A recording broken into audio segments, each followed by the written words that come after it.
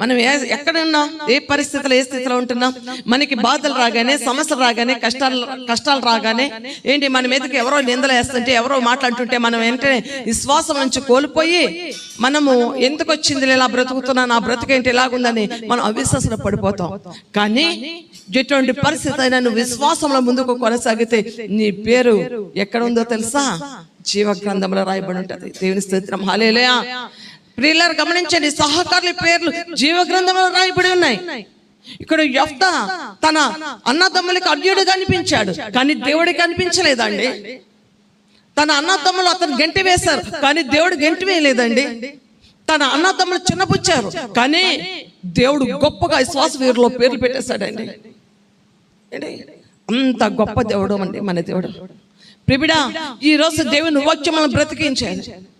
ఒకవేళ మనకి ఏ విషయంలోనో బాధ